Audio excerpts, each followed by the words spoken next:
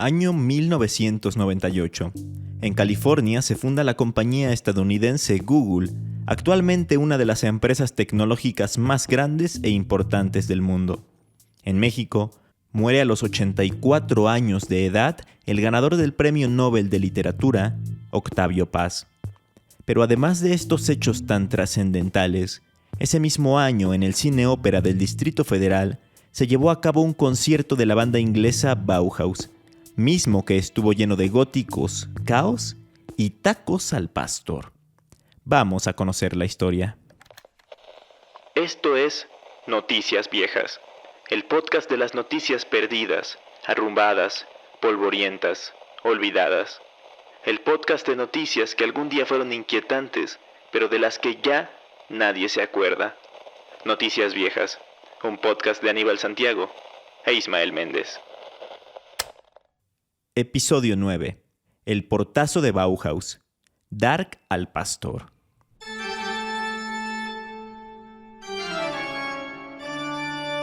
Si al conde Drácula le hubieran preguntado en qué sala de conciertos mexicana quería tocar su clavecín dorado, en dónde deseaba accionar las teclas blancas y negras para estremecer con su música de sarcófago, habría respondido en el Cine Ópera de la calle Serapio Rendón. Habría optado por esa antigua sala de la Ciudad de México, creada en 1949 con todo lujo, vigilada en su fachada con las imponentes esculturas de la comedia y la tragedia, con un ventanal que filtra una luz mortuoria, muros de espejo para que los vampiros ahí sentados no se reflejen y un gigantesco candil de bronce y cristal. Ahí, un feliz Drácula habría movido lentamente sus dedos rígidos en un llamado a sus discípulos, los vampiros chilangos, para salir todos a medianoche de luna llena a chupar sangre. Algo así sucedió en la tormentosa noche del 12 de octubre de 1998. El vocalista inglés Peter Murphy, el gran vampiro del rock, tocó en el DF con Bauhaus, su banda gótica de culto. Y de culto es decir poco. Si no fuera porque su gente estaba ávida de música y no de muerte, diríamos que eran una secta que amaba frenética y oscuramente a esa banda. Bauhaus los poseía. Murphy, de 41 años, y los otros 3 músicos nacidos en la ciudad de Northampton se volvían a unir tras 15 años separados. 15 años en que sus fans fueron vampiros tristes y melancólicos, soñando con el día inalcanzable del reencuentro. Y no solo ese día llegó, sino México fue el único país de Latinoamérica donde tocaron. Por eso, el espacio del concierto número 38 de los 56 de la gira internacional Resurrection no podía ser el Auditorio Nacional o el Palacio de los Deportes. Demasiado ordenados, previsibles. Eligieron el Ópera, el cine art déco de la alta sociedad capitalina de los años 50, que, en trajes y faldas con encajes, se emocionaban con películas como Ustedes los ricos, con Pedro Infante. Ahora, abandonado por décadas el edificio suntuoso, sus revestimientos en bronce y terciopelo estaban ajados, desprendidos. A sus paredes y cortinas señoriales las violentaba la humedad. Sus alfombras exquisitas perecían desgajadas. En síntesis, el Cine Ópera era lo más parecido en nuestro país al tenebroso castillo de Transilvania, morada del conde rumano. Solo que en aquel castillo europeo jamás hubo trompos de pastor. Y en nuestra historia musical post-punk, en ese conmovedor concierto de hace 24 años, un jugoso trompo de pastor fue la estrella. Ya veremos por qué. La noche del lunes 12 de octubre de 1998 llovió sin tregua. Las multitudes darkies habían salido de sus barrios sin paraguas. Sus jeans, faldas, corsés, mallas de red, tops con rasgaduras, chuparon toda el agua imaginable. Como sus calcetines absorbieron litros y litros de la tormenta eléctrica y saltaron los charcos roñosos de San Cosme, En sus botas sus pies sufrían esa horrible sensación de la tela rechinando por el agua que se escurre entre los deditos de los pies. Bajaban hordas negras de los peceros de Insurgentes Norte, de los metros Hidalgo y Revolución, atestados de ambulantes que vendían desde gorditas hasta estéreos. Además de la tempestad, las chavas y chavos debían aguantar las miradas inquisitivas de peatones y comerciantes y, peor aún, sus palabras. El viejo oficinista cansado se aproxima a un grupo de darkies y con mala leche les pregunta: ¿vienen de un entierro?, narró el cronista del diario La Jornada, Hermann Bellinghausen. En sus casas, poco antes de encontrarse con sus cuates, los darkies se acomodaron su indumentaria negra, se pintaron de negro la boca y los ojos y, sobre todo, dedicaron tiempo a acomodar su pelo meticulosamente. Pero ahora lo tenían batido, absurdo y pegostioso por la mezcla de la lluvia y el gel. Maldición. Esa noche, Gustavo de la Rosa, hoy un economista, tenía una doble función. Era un melómano anhelante de oír a Bauhaus, pero además era uno de los 100 guardias de la empresa de seguridad Bulldog, responsable de controlar a los cerca de 5,000 fanáticos que entrarían. La escena goth punk empezaba a pegar con fuerza, ¿no? En esos años, y pues Bauhaus es un representante muy importante de la escena, ¿no? En preparatorias, escuelas, digo, a través de la música, te digo que toda esta ola goth punk pues empezó a jalar con fuerza, ¿no? La banda, sí, o sea, era un espectáculo ver a toda esta banda gótica ahí con su vestimenta, con su indumentaria, circular por las calles de la San Rafael, ¿no? Entonces yo me imagino que algunos ya empezaban a tomar desde temprano. Carlos Meraz, joven reportero de música del periódico Reforma que cubrió el evento, explica por qué la expectativa desbordaba a los darkies. Y cuando llegaba Bauhaus era como si estuviera llegando Dios, ¿no? Entonces ellos no podían estar ausentes ante el llamado de Dios Morty y tenían que estar ahí porque tenían que estar ahí. Existía toda una aura y misterio hacia el personaje de Peter Murphy como una suerte de vampiro encarnado en un humano. Entonces era el momento de verlos porque no sabías cuándo se iban a volver a juntar, ¿no? Ahora se juntaron, es el momento, es ahora o nunca. Oír música era un alivio en una horrible época para ser mexicano. El país estaba al borde del colapso. Recuerda el periodista. Estaba en sus últimos momentos, agonizando después de momentos verdaderamente sangrientos, ¿no? Y cuando digo verdaderamente sangrientos, no estoy exagerando, ¿no? Hay que recordar a el primero Ruiz Massieu y luego Colosio, ¿no? No se murieron en su camita de viejos, ¿no? El mismo 12 de octubre, día del concierto, el presidente Ernesto Zedillo declaró: no escogeré al candidato del PRI a la presidencia. Y así dio fin al histórico dedazo. El gesto era positivo para un país donde el presidente era emperador, pero lo empañaba la debacle económica que asfixiaba a México. Un país rescatado, entre comillas, con el dinero de todos proveniente del Fobaproa. Los boletos alcanzaban los 500 pesos. Hoy suena a nada para ver una banda célebre en todo el planeta. Pero hace 5 lustros significaba desembolsar 15 días de sueldo mínimo. Una locura. Gustavo, guardia esa noche, lo dimensiona. No eran una ganga, ¿no? No era como irte a ver a un grupo punk en las periferias de la ciudad, era ver a Bauhaus y te costaba una lanita, ¿no? Claro. Y hay que recordar que eran tiempos difíciles, entonces te digo, mucha banda iba sin boleto. Era una manera de mostrar su enojo, su rabia, de sacar esta frustración. Igual que Carlos en su papel de reportero, miles de fanáticos se descolgaron al cine ópera, lo mismo desde Contreras al poniente, Nesa al oriente, Tlalpan al sur, Indios Verdes al norte. Les importaba muy poco no haberle dado su dinero a Ticketmaster para ver al grupo fundado en 1978. Era ser parte de, no quedarte fuera de la historia musical, ¿no? No me puedo dar ese lujo, tenga o no tenga dinero. Tenga o no dinero, ahí el dilema. México sufría una inflación de casi 20%. ¿Cómo comprar boletos? Los jóvenes tenían poca plata, pero mucho coraje.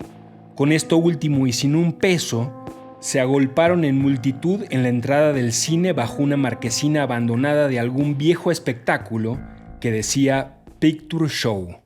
Las patrullas y las Julias rompen la negrura de la noche con las luces azules y rojas que echan procazmente contra la multitud. ¿Serán tan peligrosos estos jóvenes? Porque el despliegue de tira para vigilarlos es espectacular. La radiocomunicación y los walkie-talkies abundan como si se tratara de una manifestación de indígenas. Ironizó el cronista Bellinghausen.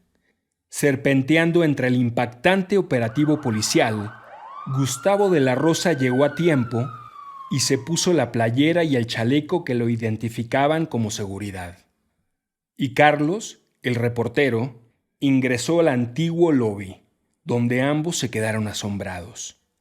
Ahí mismo, en el espacio en que miles ingresaban a las gradas, descubrieron dos cosas insólitas. La primera, que en un espacio confinado con abundante alcohol en las gargantas, a la seguridad Bulldog no le bastaban 100 agentes. Llevaban algunos perros. Admite Gustavo. Perros asesinos de la tirana. Los calificó la jornada. Había algo que algunos mastines y muchos Rottweiler. No son perros de caricias, ¿estás de acuerdo? No era un perrito así, un perrito de la reina Isabel, ¿no? La fallecida reina Isabel, no, era un perro de ataque, ¿no? Son perros que pueden estar entrenados y te puede ir muy mal, ¿no? Prefieres de recibir un garrotazo de alguien de seguridad a recibir una mordida con toda la fuerza animal de estos perros, ¿no? Como los perros estaban así rabiosos, ganas de morder a alguien. No sé. Y lo segundo parecía menos riesgoso, pero más absurdo. En medio del elegante vestíbulo giraba un enorme y escarlata trompo de pastor. Pues vendían chelas, alguien se le ocurrió que pues, era buena idea vender tacos. O no sé si Peter Murphy pidió que hubiera tacos al pastor, porque a él le encantan los tacos al pastor. Jura Carlos que le confió a alguien cercano a la organización del evento. ¿A quién se le ocurrió esa brillante idea, esa mercadológica y brillante idea de vender tacos al pastor en un concierto de bauta? No, o sea, no concibo, ¿no? Uno va a un concierto de rock, no vas a cenar, ¿no? Antes no quisieron poner una juguetería, ¿no? O sea... Hasta ese instante, salvo la rareza de ver darkies echarse unos de pastor con todo y piña dentro del elegante teatro, no hubo percances. Increíble. Los perros no se lanzaron voraces al trompo para gozar un banquete de nuestro platillo sabroso y mexicano. Gustavo ingresó y se acomodó. Debía vigilar la parte baja, la luneta. Y estaba yo en pista, en las primeras gradas, ¿no? Cuidando un pasillo. Iba entrando la gente, se acomodan en su lugar, había butaquitas, todo. Veías pelos verdes, azules, las clásicas moicanas, las chavas con sus vestidos negros, sus mallas de red, su maquillaje también muy vampiresco y bien caracterizado, muy guapas. Una muchacha pálida, caperucita negra, abre la boca y de veras tiene los dientes de un vampiro. Escribió Bellinghausen. Sonríe hasta el borde de sus colmillos. Aunque aún había calma, se palpitaba algo, un riesgo inminente. Y había cierto toque de peligrosidad, ¿no? En el concierto. Con esa premonición, se oscureció el repleto recinto. En el centro del escenario, una televisión se iluminó con la cara de Peter Murphy. El vampiro británico apareció desde la pantalla luminosa y el teatro se estremeció a gritos. Una guitarra como bocina de barco que anuncia su arribo a puerto irrumpió, lo mismo que la señal cíclica de un monitor cardíaco que avisa que aún hay vida. Double Dare ya sonaba.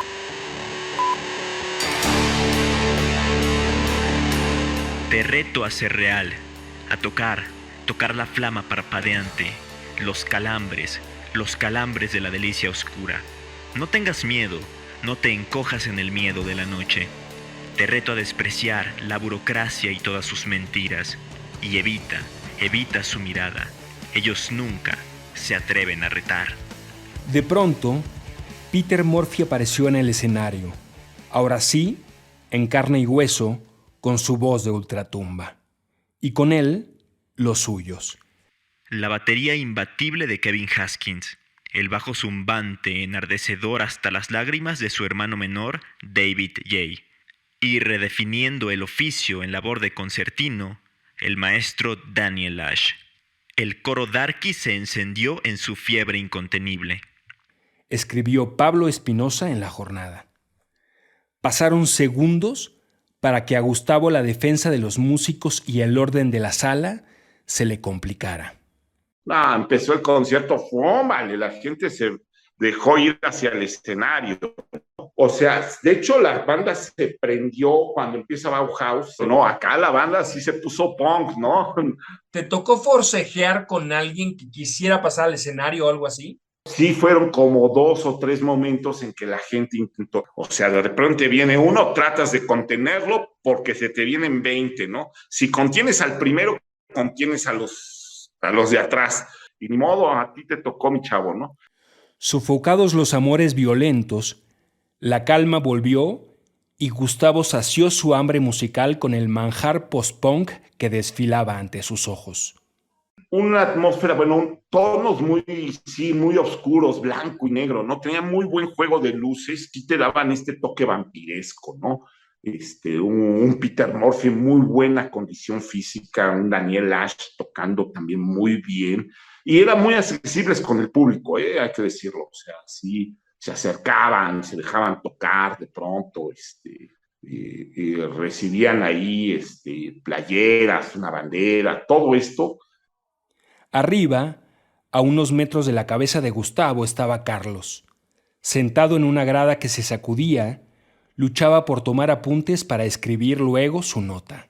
La gente se movía y pataleaba como lo hacen en el Palacio de los Deportes para que se cimbre. El lugar era de la parte de arriba que se movía horrible, se mecía, se iba de arriba para abajo, ¿no? Sentías que en cualquier momento se podía desplomar, ¿no? Y la gente como locos, ¿no? En un estado de esquizofrenia colectiva, una paranoia. Y la gente que iba era muy fan, ¿eh? Coincide Gustavo. La banda se sabía todas las rolas, cantaba con euforia, pero muy intensa la banda, brincando, te digo que. ¿Y afuera? A los 15 minutos de iniciado el concierto, era claro que afuera pasaba algo. Y alcanzabas a oír la euforia de la gente de afuera, ¿no? Carlos decidió poner pausa a las líneas sobre su libreta periodística, bajar las escaleras y volver al vestíbulo. El lugar obviamente no daba para recibir más gente, no había ya más boletos, habían entrado los que tenían que entrar, pero pues siempre está el portazo, ¿no? Y esta gente que pues, por los precios, o porque no tiene dinero, o porque simplemente no lo compró, o están acostumbrados a entrar gratis a los conciertos, decidieron dar portazo. No, recuerdo la trifulca y el portazo, cómo los de seguridad estaban impotentes a no poder detener a tantos.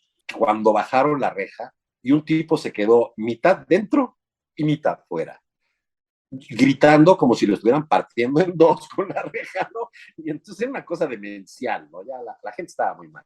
Fue tal el portazo, o sea, fue el nivel de portazo, fue nivel Dios, que hasta se les perdió un perro. Imagínate.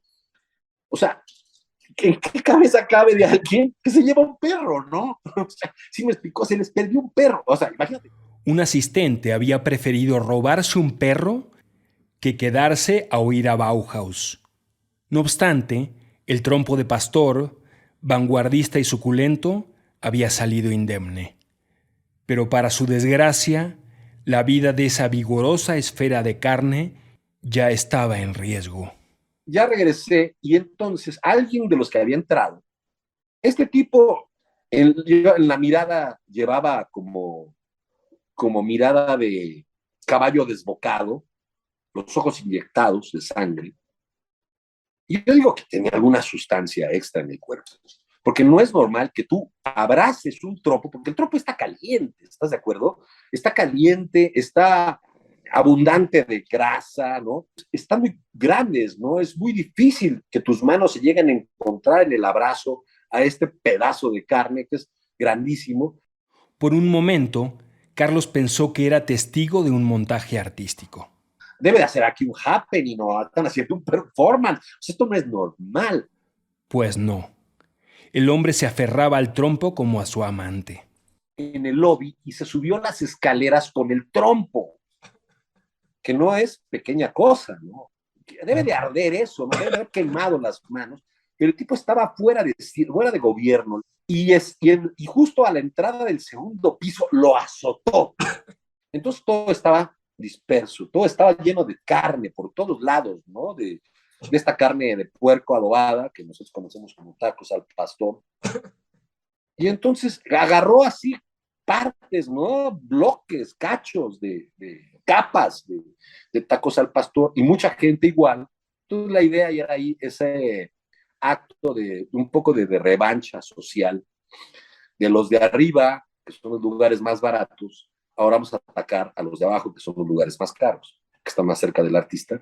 Empezaron a aventar carne de pastor. Sí. Imagínate la gente de abajo, de pronto que te caiga un cacho de carne de pastor, ¿no? Los guardias de seguridad Bulldog se enfrentaron a un desafío único y a la vez maravilloso. De un momento a otro, defender a los de abajo del ataque de carne que caía desde arriba. Carne con ese adobo al que todos sucumbimos y que incluye chile ancho y guajillo, chipotle, achiote, cebolla, ajo, piña, vinagre, jugo de naranja y aceite vegetal. Riquísimo, pero si te cae en la boca, no en la cabellera, y para colmo te acaba de amolar el peinado ya de por sí afectado por los estragos pluviales. Entonces era una cosa pues demencial, ¿no? Y seguía lloviendo carne de pastor. O sea, no sabías qué había sucedido, ¿no? ¿Cómo te está cayendo carne? ¿Quién me está aventando carne? Dios. Gustavo recibió un urgente informe radial. Que alguien agarró el trompo, lo descolgó y lo aventó, ¿no? La escena era catastrófica. Retractor 612, seudónimo de un asistente al concierto, describió así en internet la cara de los músicos ante el combate de carne de puerco. David Gay todo relax, viendo a la gente y con cara de what the fuck. Kevin Haskins miraba desde la batería con una sonrisa. El vampiro Peter Murphy tocaba viendo cómo los de arriba aventaban latas, cigarros, escupitajos y, claro, carne. Habituado a admirar vampiros que clavan sus colmillos en músculo humano, el rockstar debió observar atónito que sus vampiros aztecas se arrojaban músculo porcino adobado. En México los vampiros eran muy peculiares. 600 darkies entraron a producto de gallina, escribió la reportera del diario La Prensa, Claudia Carrillo. Y Rocío Macías, reportera de La Crónica de Hoy, estampó su furia. Miles de necrófilos despavoridos que no tenían espacio para moverse daban la impresión de que el cine ópera se trataba de un gigantesco tazón de gusanos. El walkie-talkie de Gustavo sonó otra vez. Entonces, por radio nos enteramos ahí que había portazo, un 20 en el 18, ¿no? Algo así era la clave. La clave es que, puta, o sea, a las afueras está rudo, ¿no? Desmadre en el acceso principal, ¿no? Y veo que empieza a entrar gente así desesperadamente, ¿no? Y entre los que llegaban tarde, entre los que no tenían boleto y andaban buscando, entre los que fueron al desmadre a ver qué conseguían Y entre los que sí fueron a armar el portazo, porque sí lo querían armar, pues se dio este desmadre, ¿no? Se salió de control todo eso, ¿no? No había suficiente personal de seguridad para controlar algo así. Ajá. Era, digamos que lo mínimo necesario, porque estábamos acostumbrados ya a eventos como en el auditorio, el Palacio, que ya la gente pues, se comportaba de alguna manera, ya no estábamos tan primitivos, ¿no? Y acá pues fue todo el ambiente diferente, ¿no? Pero sí se alcanzó a colar gente, tanto arriba como en medio, ¿no? De pronto se llenaron los pasillos, ¿no? O sea, entonces se replegó, la seguridad que estaba en el vestíbulo se replegó y entró al recinto, ¿no? Cerraron puertas, etcétera, etcétera. Había también policías y granaderos afuera que ni se metieron de verdad al desmadre, dijeron, hagan su desmadre, nosotros no nos metemos. Indignada con el público, la reportera de la prensa escribió: Los asistentes mostraron su rostro maligno y se desnudaron. ¿Realmente se desnudaron? El periodista Carlos Meraz da su versión. ¿Tú viste desnudos o no viste ninguno? Pues mira, yo creo que si te cayeron varios tacos al pastor y ya hueles a grasa, es totalmente lógico desnudarse. Y bañarse, sobre todo. Pero aún era pronto, y además en el ópera no había duchas. En una sala con fragancia humanos mezclada con grasa animal, Murphy seducía a sus fans con dark entries, She's in Parties, God in an Alcove. Huele a hormona, miles de adolescentes, todos sudando, todos de negro, todos brincando, gimiendo, delirando. Oleaje lento, pastoso, gelatinoso, escribió el cronista Pablo Espinosa. Eufóricos, los darkies hacían body surfing y bailaban slam en la vieja alfombra dorada, decorada esa noche con nuevos elementos, recuerda Gustavo. Al final, pues veías todo el desmadre, ¿no? O sea, vasos, sillas, pues sí ves los pedazos del pastor ahí en el piso, todos tirados, salsas, te digo, todo, tortillas ahí en el... No, o sea, parecía que había pasado un huracán, ¿no? Un terremoto gótico que amenazaba con aplastarnos a todos, jeringas con sangre, vidrios rotos del portazo y carnes al pastor regadas por el suelo. Escribió en YouTube la asistente al concierto Tania Pomar. ¿Y el majestuoso candelabro de los días de oro de María Félix? Lo que más miramos todos, incluyendo a los músicos, fue el techo. El candelabro parecía venirse abajo. Nos decíamos, traes la cabeza llena de yeso. Y te contestaban, tú también, güey.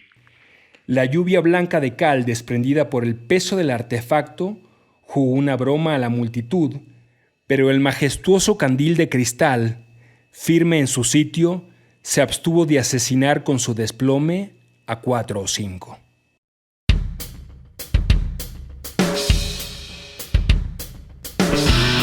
Después de 2 horas y 17 canciones mezcladas con nuestra carne típica, el banquete acabó con Bela Lugosi's Death, la canción de Bauhaus sobre la muerte del gran conde Drácula de todos los tiempos que el cine regaló a la civilización. Los murciélagos han abandonado el campanario. Las víctimas han sido desangradas. Líneas de terciopelo rojo en la caja negra. Bela Lugosi está muerto. Y luego, los vampiros mexicanos, extenuados y bañados en adobo, ¿volvieron a casa tan tranquilos para dormir como dulces angelitos? No, era el México de 1998, donde la música aún se castigaba. La policía capitalina esperaba afuera al público. Al final, pues agarraron parejo, ¿no? Y pum, vale, a repartir toletazos. O sea, se llevaron a uno que otro. Les tocó caricias policíacas a la banda gótica. Les repartieron leña, ¿no? Y les tocó, ¿no? Uh-huh. ¿Se creían muy vampiros y querían sangre?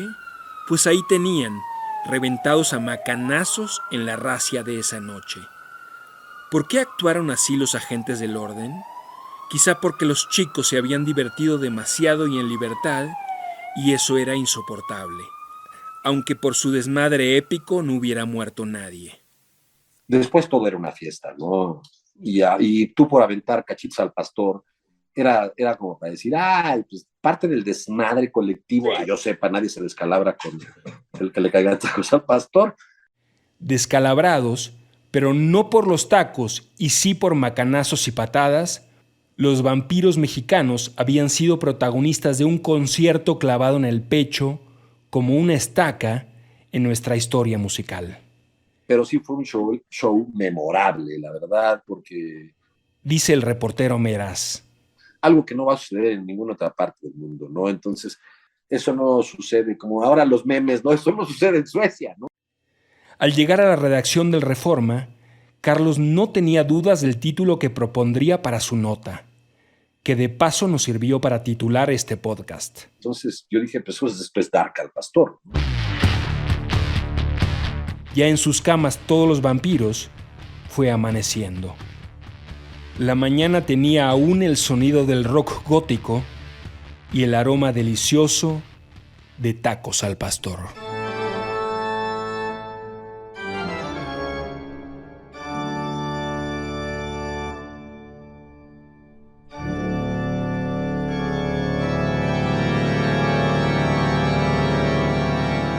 Noticias Viejas es un podcast con guión, investigación y narración de Aníbal Santiago, grabado, editado y postproducido por Ismael Méndez.